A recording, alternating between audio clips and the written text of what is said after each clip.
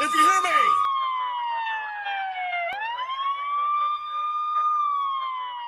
What's good, people, and welcome back to another episode of Holla If You Hear Me's From the Vault.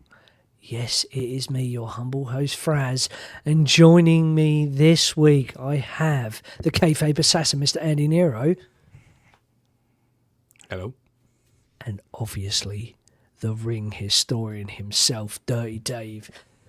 We are going to take a trip down memory lane this week, and before we get to Dave, though, I just want to remind you all, like, share, subscribe, all the good stuff, yeah, because we post weekly wrestling content that you will love. So, without further ado, I'm salivating at the facts this week. David, take it away. Good afternoon. Thank you very much, Farrah. Lovely to have you back this week as well, after you deserted us, quite literally, in the desert. Mm-hmm. Nice tan, by the way. Oh, no problem. The salon on Foxhall Road is fantastic. Ah, well, there we go. Oh, hang on a minute. What's that one called again? The tan box. Or am I thinking of somewhere different? Anyway, let's move off that. I'm going to try and make this as good as last week's was, because obviously me and Andy had a really good vault last week, didn't we, Andy? We had a great vault last week, mate. It was awesome. It was a great week. It was a great week. We flew high. Exactly. And this week will as well, don't worry. We got to the 14th of August last week, so that means this week we start from the 15th of August. That's right, I'll go through a few different points from a few different days, ranging over 7 days. So let's kick it off. So I think you'll both probably quite like this one. So the 15th of August, that's the day we're looking at to start with. In 2004, there was a SummerSlam in Canada, in Toronto, and a certain somebody won his first World Heavyweight Championship. Can you guess who it is? In Toronto? Yep. No Googling. I can hear your mouse go. Hey, and nothing you can say, and Well, nothing's going to change what you've done. correct. It's Randy Orton, but he was still in Evolution. But yes, that's the one and only time he wore bright orange pants. And yeah, Benny Wile went for a crossface, countered into an RKO. Cheers by new champ Randy Orton. Youngest ever world champion as well. Youngest ever world heavyweight champion at the time, yeah. And also, on the 15th of August, there was a SummerSlam in 2010, which is close to my heart because I have to squeeze these ones in. Monstrous tag team match with a team called Nexus. That's right, you remember that really highly successful, fantastic team that dominated for months on end and took over Raw and... Oh, well, that didn't quite happen. And the reason it didn't quite happen is because John Cena changed the entire match at SummerSlam so that they won instead. But it was cool. You got to see John Cena captain a team with Edge, Chris Jericho, a returning Daniel Bryan, and not to mention, of course, Bret Hart was in it. So what more can you ask for? And I think he actually eliminated someone as well. So there you go. So 2 awesome SummerSlam facts from the 15th of August. You happy with that so far, boys? Randy Orton, yes, absolutely. Well, there you go. All right, well, we move on to the 16th. And in 2001, on the 16th,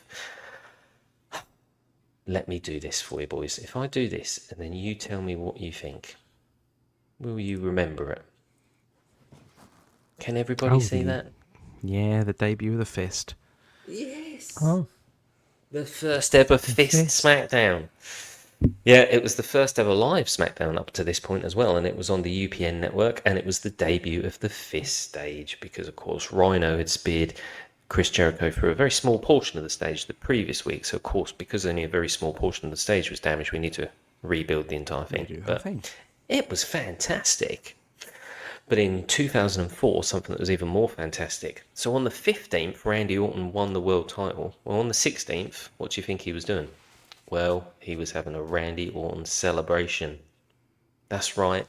Raw kicked off with an amazing celebration. The Evolution theme playing loud.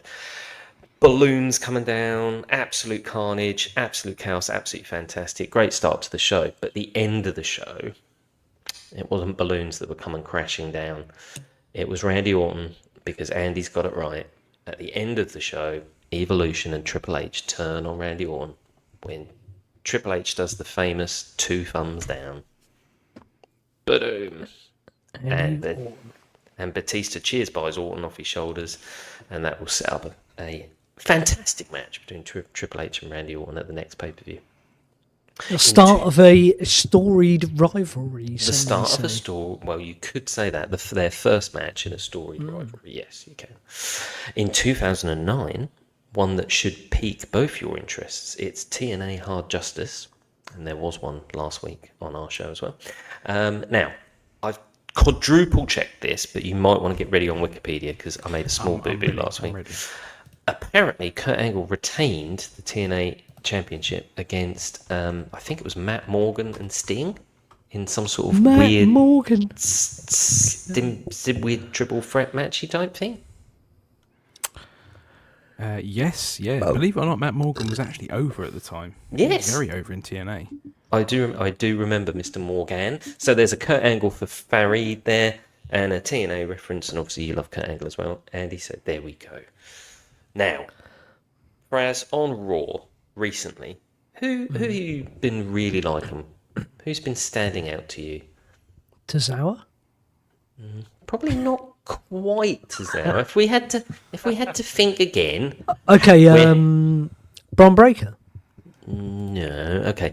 Right. So on another show that we've just recorded, you said there's a match at Clash in Paris you're most looking forward to, and we learned what a new word meant. What was that word? Oh, Donnie Brooke.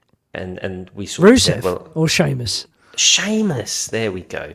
I had to really plant that one, didn't I? You did, yeah. In 2010, on Monday Night Raw, Sheamus defends his championship in a record-setting title match. He defeats Zack Ryder in 11 seconds. Oh, fucking hell. Obviously, up to that point, that was record-setting. So, yeah, that's a really good way to grab the brass ring. Zack Ryder goes and does everything he can to get over, and he gets beaten in 11 seconds. It's powerful, isn't it? And then thrown off the stage by Kane a few months later. Let's move on to the 17th, shall we? It's a dark day in hell for everybody because it's the first ever SummerSlam in 2008 of the PG era. And who books this, right? It's the first PG era SummerSlam, right? And the world title match is a Hell in a Cell match with The Undertaker and Edge. So you put them in a match that you can't really do any of the stuff you could normally do. You're right, Andy. Thankfully, it still was a good match. Probably because you had two of the best ever in the ring, making it a good match. But it's a bit of a contradiction in terms, isn't it, really? But anyway, that was 2008. And in 2010, everybody's favourite billionaire Mexican made a debut on SmackDown. Do we know who that is? Alberto Del Rio, isn't it? It was. Alberto Del Rio came out on SmackDown as JBL 2.0 with a 10. It's good. Not too bad. But my personal favourite comes from SummerSlam in 2014, where quite simply, if I said the number 16 to you, would that mean anything? Would you know?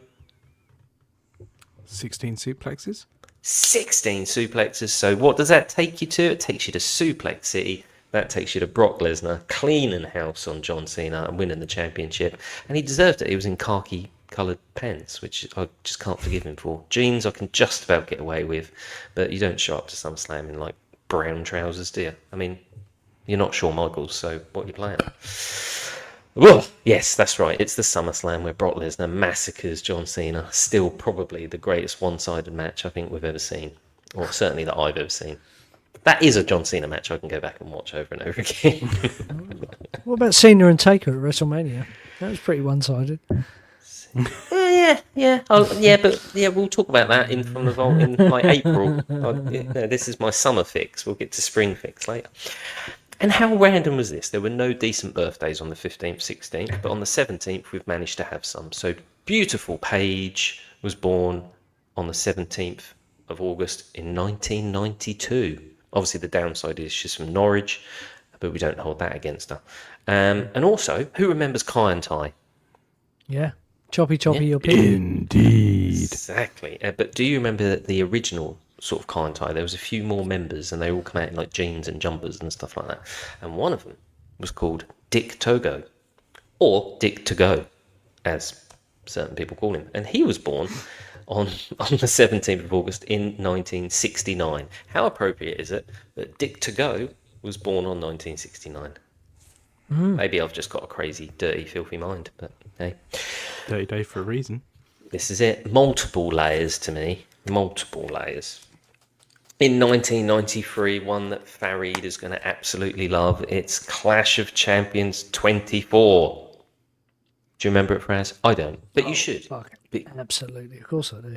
Because Big Van Vader The Mastodon retains the WCW Championship against the British Bulldog. That's right. In 1993, David Boy Smith had a 10-month tour of WCW. Had he not got a bit drunk and caused a bit of a fight and failed a drug test, he might have won the title. But alas, that is the story. But what you'll probably remember, and not think it was even from this show, is that someone made a shocking debut. Any guesses? Lex. No. Hogan. No. It's 93. You Shocking. gonna let me go? Shocking debut. The Shock Master. I was Yes. going to say Kevin Sullivan, but Typhoon turns up on WCW. He is, of course, the cousin of Dusty Rhodes, and they forgot to saw down to the bottom of the set, so when he walked through, he tripped over. Fantastic. And his silver spray painted Stormtrooper helmet fell off. So we all got to see that it was indeed Typhoon. Voiced by Ole Anderson, believe it or not. In a black bathrobe and a pair of jeans. And, like I said, a silver helmet. It's an interesting gimmick. Didn't last because he was back in WWF in April 1994 for a brief run. So there we go. 1996. It's SummerSlam season. So we go to the Gund Arena and we go to the first ever Boiler Room Brawl. But of course, what most people don't know is that the Boiler Room section of this match was filmed on the Saturday, pre-recorded. And then live on the Sunday was actually as Taker and Mankind were coming out and fighting down the corridor and fighting down the aisleway and fighting to the ring to obtain the urn, which was being held by Paul Bearer. And of course, this is the famous scene where the Undertaker has Mankind completely out of it, and he reaches for the urn, but Paul Bearer turns away, clutches the urn, and Mankind comes up and attacks the Undertaker from behind and gets him in a mandible claw. That's right. Paul Bearer, after 6 years, turns on the Undertaker at SummerSlam. What did we think of that at the time, Farid? shocking, absolutely shocking. But I mean, I did fucking hate Taker and Paul Bearer, and to this day, I still hate both of them. Well, actually, now Taker stopped wrestling. I quite like him, but Well, Paul's dead and Taker stopped wrestling, so you're happy, are you? yeah, very, very. Oh, very okay. Well, I'll tell you what. I'll tell you something that'll cheer you up. At this very SummerSlam, Billy and Bart, the Smoking Guns, retained their tag team titles in the first ever televised WWF Fatal 4-Way tag match. They defeated the New Rockers, the Godwins, and the Body Donners. Interesting note here, the night before at a house show in Madison Square Garden, Skip had damaged his neck, so he actually came out with a neck brace on and didn't get in the match at all. So Are you surprised though? probably the most talented person in the match couldn't actually do anything. What? I thought you were the ring historian. Skip was Chris Candido, wasn't he? Yeah, Skip was Chris Candido. Easily, by a long shot, the most talented person in the match. Okay, sorry. How old is Billy Gunn? And he's still having fantastic matches now. Yeah, but back Clearly. then, but that was not a fantastic match. No. Well, maybe Billy Gunn didn't look as good in that match because Chris Candido couldn't get tagged in to make him look good.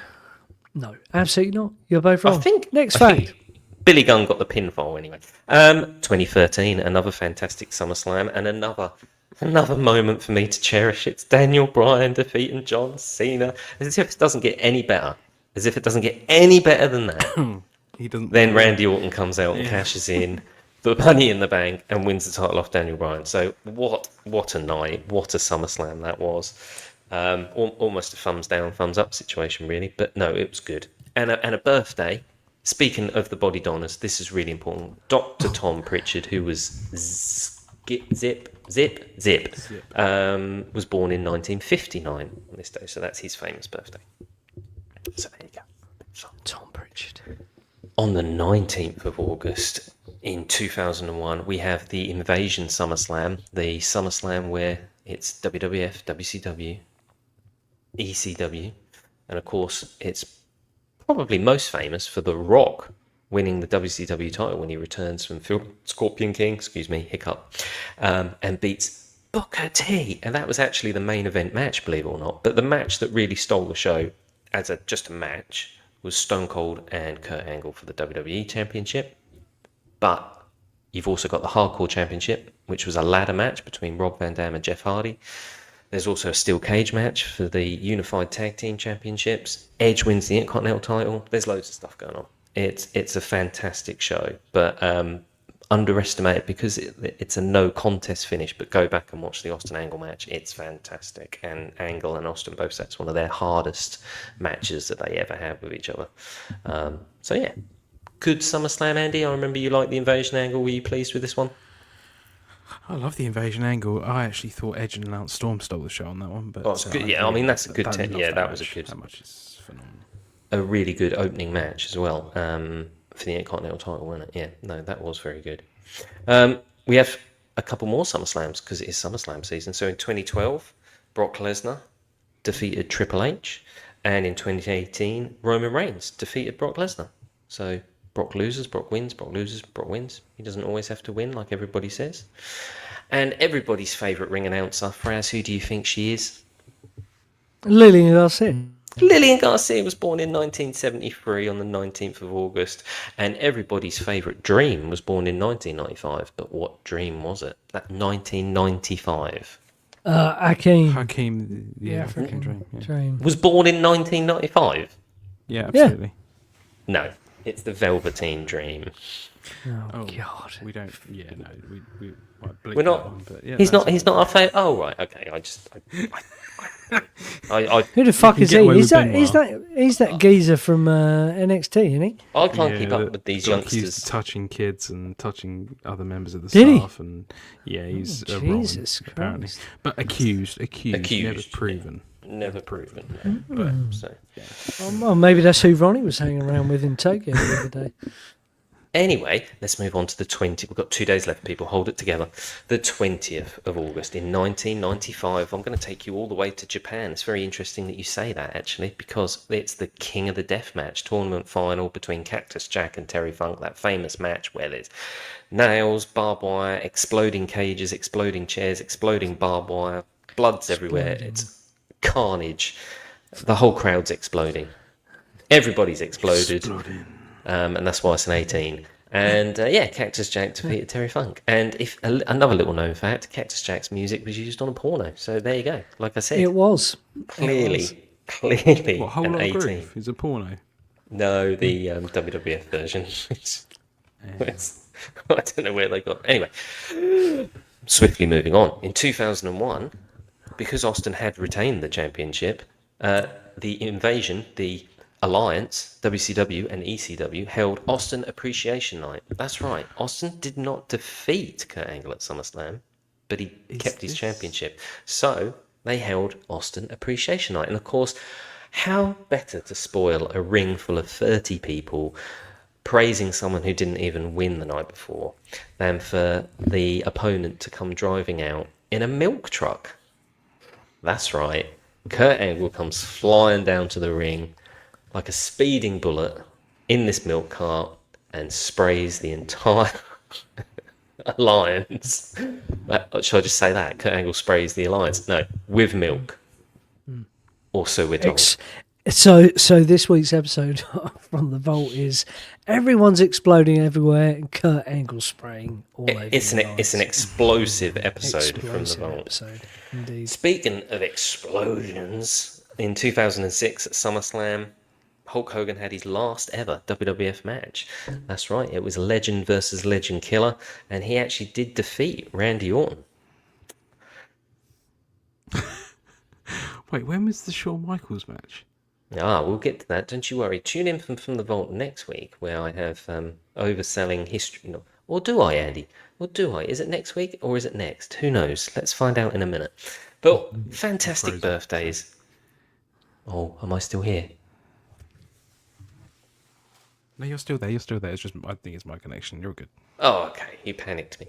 Well, Tori, now this is interesting. It doesn't say Tori Wilson. It just says Tori was born in 1967. I think that would be the Tori that was in DX and married Kane or did that whole thing. Because I don't think Tori Wilson was born in 1967. Does it only have one R? Yes. It's Tori from DX then. There you go. So well done to her. Love Tori. She always took a tombstone. Good girl. Everybody's favourite dumpster man. You used to like the dumpster man, didn't you, Fraz? Duke the dumpster. Duke the dumpster was born in 1968. And That guy. who is a two-time former world champion that has kept everybody captivated with his 2 title reigns on Raw the last several months? Cody Rhodes. It is indeed, but actually it's Walter, according to this, because they haven't changed it. Interesting. But he was born in 1987, which seems young to me, but then, hey, good on him. Good on him. Person's only a few months older than me. I know, we had this last week, didn't we, as well? We did. Who You're was it like, last week? how different paths have gone. Or was it the week before? Yeah, like so close. Right, the final day, everybody. We're up to the 21st of August. In 1979, yeah, I thought I better go back at least one day. So, Dusty Rhodes defeated Harley Race to win the NWA World Title. Okay, that's pretty cool. In 2016, Finn Balor defeated Seth frickin' Rollins at SummerSlam to win the first ever Universal title, which he would then have to vacate the next night on Raw because Seth Rollins is a dangerous worker and threw him with a buckle bomb into the railing, and it was cheers bye. Or as Diesel would say, this is what happens when you have 2 vanilla midgets wrestling for your main title. I didn't say that. That's what Diesel would say. I didn't say. I thought Brock Lesnar hurt Finn Balor, no? Kevin Nash. Was it Seth? It was Seth. Yeah, it was Seth. Ah. Get with the program. Look. Get with the. Such a shame. I'm your humble host. I know nothing. Fergal spent the first month up on the main roster defeating everyone, pinned Roman clean, got all the way to a fucking world title match, and then fucking got injured, severely injured, torn labrum, torn rotator cuff, and was out for about 9 months after that. It was fucking awful, and has never been near a world title since. Yeah. No. Well, Damian Priest, but Horrible. But in 2005, the best way to finish this show really is to signify the fact that actually at SummerSlam in 2005, Dominic Mysterio made his in-ring debut. Fantastic effort in a ladder match. Well, he wasn't actually in the ladder. Well, he was, but he wasn't a participant in the ladder match. The ladder match was actually Eddie Guerrero and Rey Mysterio fighting for custody of Dominic Mysterio. Lots of interesting, badly timed interference from Vicky and Dom and everything, but it was actually a really good ladder match. Which I think they've edited out now, haven't they? You can't find that version anymore unless you had the DVD. But yes, you're right, Andy. Also, this was the SummerSlam, the oversell SummerSlam, where Shawn Michaels, King of the Hill, takes every move from Hogan as if he's been shot out of a cannon. It's not even peak 90s Michaels. It's just off the page. How Michaels didn't break his own back in this match, I do not know. But Hogan wins again at SummerSlam. Do you know what I love about this match? Right, is after everything that Shawn does, all the overselling, all the flippity doodahs, and all the fucking ridiculousness, Hogan hits him with the boot. Shawn does ridiculous fucking sell, and then lands the leg drop, pins him 1, 2, 3 in the middle of the ring, and Hogan thinks he's done a good job, gets up and pats Shawn on the top of the stomach as if cheers for that, mate. It's like, Shawn's like, what? I just made you look like a complete dickhead on pay-per-view and you're thanking me. Okay, cool. It's amazing. What else Cheers can for you laying do, down, brother. Cheers, yeah, thanks, brother. That worked for me, brother. Yeah. So that's it, gentlemen. Apart from the fact there's a couple of sneaky little birthdays, and that is Keith Hart. I had to mention another Hart family member. Keith, that used to really promote and write all the stories and write all the storylines and bring all the talent into Stampede Wrestling up in Canada. One of the older brothers was born in 1952, and everyone's favourite Australian was born in 1969. Can you guess who he is? Rolf Harris. Well, I haven't seen Crocodile him Dundee. wrestle yet, so Favourite Australian I'll wrestler? give you a clue. He was at WrestleMania 19. Skinner. No, that was Steve Kern. He was not Australian. Nathan Jones. I remember the name now. Nathan fucking Jones. G'day, Oh mate. shit! It's Nathan Jones. And you even told me to that he was in the fucking show this week, and that didn't click. He's in the thumbnail. Up the Butcher Nathan of Jones. Bugger Road or whatever it's called. Here's a bit of trivia for you. Nathan Jones is in Troy in one of the opening scenes with Brad Pitt. He's in several also- films, actually. Yeah. he's well known now. Good actor. And in Well, one is of the, I think it's Die Hard. It's a bit of with a stretch. I think it's either Die Hard with a Vengeance, No. No, I saw or that. no, the hang other on, day. hang on, hang on, hang on, hang on, or one of the Ludwig, Batmans. But Ludwig Borger is in one of them. I'm gonna find it and send it to Fraz. Yeah, and, well, Ludwig I'll send it to Borger. both of you. But Ludwig Oi, Borger from 1993. Didn't he beat Mr. Perfect, the King of the Ring? Or am I No. imagining that? He was like he was the Helsinki, Finland bulldozer that was going to take out Lex Luger, wasn't he? Didn't he beat Perfect? No, am I? Or Tatanka? Or Oh yeah, Tatanka. He helped Yokozuna beat Tatanka to end his undefeated streak. undefeated streak? That's where I know it from. There you go. Or no, boys. actually, Yokozuna helped him defeat him, and then he pinned Tatanka with one finger on his chest. That's right. There you go. Got there in the end. Right then, people. That's all from the vault for the last 7 days. I hope you enjoyed that, and unless you've got anything else to say, gentlemen, I hope you just look forward to next week's show, because this is going to be tough following a pretty heavy SummerSlam week. Absolutely. No, I enjoyed it thoroughly. One thing I will say about the Fist SmackDown thing, not only was it cool, but made computer games a lot better, because you could jump off the top of that in a couple of games that I played. You could. How good was that? Yeah. Oh my god. There we go. Bring back SmackDown versus Raw. So, ladies and gentlemen, do not forget to like, share, leave comments, and if you're not subscribed already, what the fuck are you doing with yourselves? Get subscribing. We love you lots. Thanks for tuning in. We'll catch you next week. Adios, amigos. Ta-ra.